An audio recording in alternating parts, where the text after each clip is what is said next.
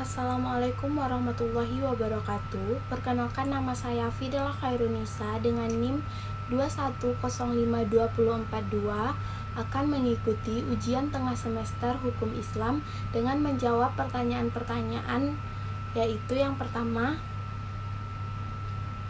jelaskan beberapa alasan mata kuliah Hukum Islam perlu dimasukkan dalam kurikulum perguruan tinggi.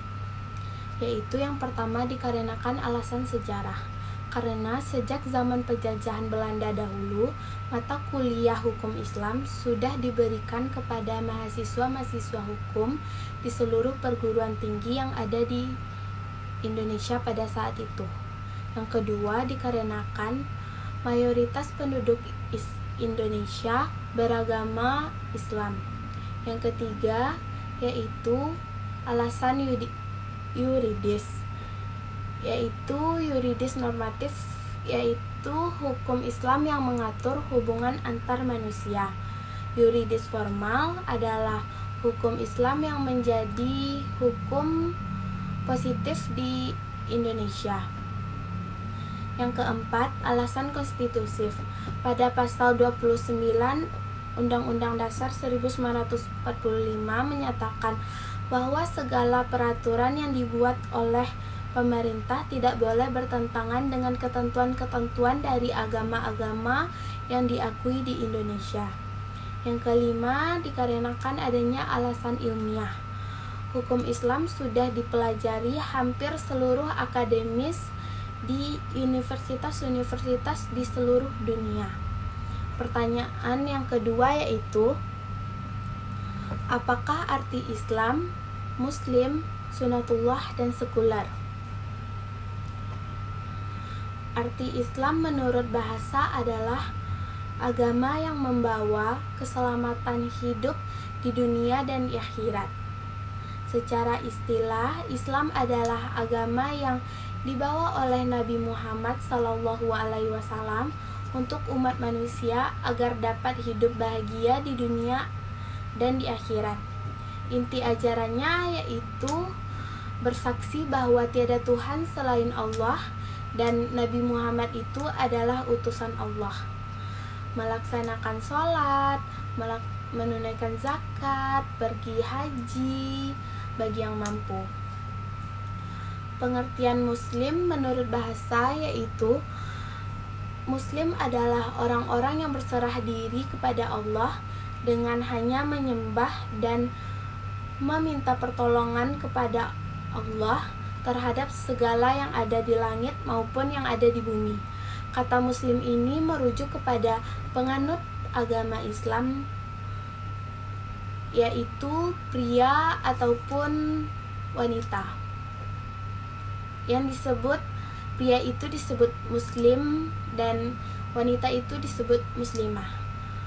Yang ketiga yaitu pengertian sunatullah. Secara bahasa, sunatullah artinya jalan atau ketetapan, sedangkan secara istilah sunatullah adalah ketetapan Allah untuk meletakkan hukum-hukumnya di atas segala ciptaannya, baik di langit maupun di bumi. Arti sekuler yaitu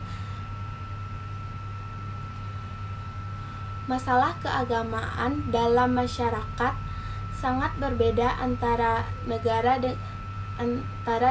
dengan Muslim dan negara-negara di Eropa dan Amerika Serikat. Pertanyaan yang ketiga yaitu, jelaskan arti takwa kepada Tuhan Yang Maha Esa. Takwa kepada Tuhan Yang Maha Esa berarti menjalankan segala perintahnya dan meninggalkan atau menjauhi larangannya. Contohnya, mempercayai keberadaan Tuhan, menjalankan setiap perintahnya, menjauhi larangannya, mengamalkan ilmu-ilmu yang bermanfaat di jalan yang benar. Yang keempat, jelaskan perbedaan arti akidah, syariah, dan akhlak. Akidah adalah sesuatu yang tertancap dalam hati, mengakar kokoh dan kuat terhadap suatu zat tanpa ada keraguan sedikit pun. Sedangkan syariah adalah hukum dan aturan yang mengatur segala aspek kehidupan, baik itu muslim maupun yang tidak muslim. Sedangkan akhlak adalah tingkah laku seseorang yang didorong berdasarkan kesadaran untuk melakukan suatu perbuatan. Pertanyaan yang kelima yaitu jelaskan pengertian hukum Islam dan ruang lingkup hukum Islam. Hukum Islam adalah sistem kaidah-kaidah yang didasarkan pada wahyu Allah dan sunnah Rasul. Ruang lingkup hukum Islam adalah objek kajian hukum Islam atau bidang-bidang hukum yang ada di dalam bagian hukum Islam itu sendiri, seperti halnya di Indonesia yang memiliki hukum adat. Hukum Islam ini tidaklah membedakan antara hukum privat ataupun hukum publik. Pertanyaan yang keenam yaitu jelaskan sumber-sumber hukum Islam. Hukum Islam mempunyai 4 sumber, yaitu yang pertama Al-Quran. Al-Quran merupakan argumentasi yang kuat bagi Nabi Muhammad SAW dalam menyampaikan kerasulan dan pedoman hidup bagi manusia serta hukum-hukum yang wajib dilaksanakan. Sumber yang kedua yaitu hadis. Seluruh umat Islam telah sepakat dan berpendapat mengakui bahwa sabda, perbuatan, persetujuan Rasulullah merupakan hadis. Hadis sebagai sumber hukum yang kedua berfungsi sebagai penguat, sebagai pemberi keterangan, sebagai petakhis umum, dan membuat hukum baru yang ketentuannya tidak ada di dalam Al-Quran. Hukum-hukum yang ditetapkan oleh Rasulullah ada kalanya di atas petunjuk dari Allah dan ada kalanya berasal dari ijtihad. Sumber yang ketiga yaitu ijma.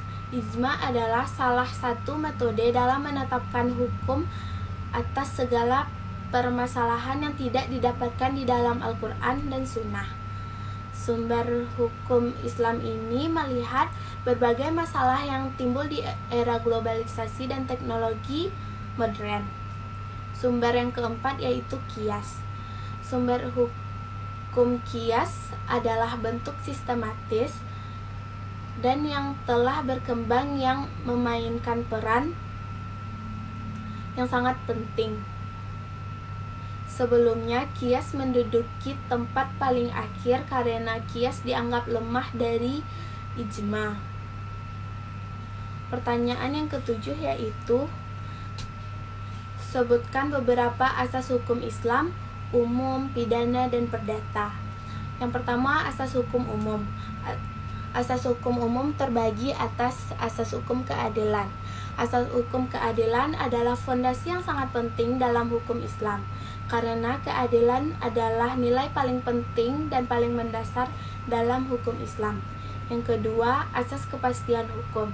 Asas kepastian hukum adalah asas bahwa tidak ada perbuatan yang dapat dipidana selain penerapan ketentuan peraturan perundang-undangan yang berlaku terhadap undang-undang di Indonesia. Yang ketiga, asas peluang. Asas peluang merupakan asas yang menyertai asas keadilan dan kepastian hukum. Selanjutnya, asas hukum pidana. Asas hukum pidana terbagi atas yang pertama yaitu asas legalitas.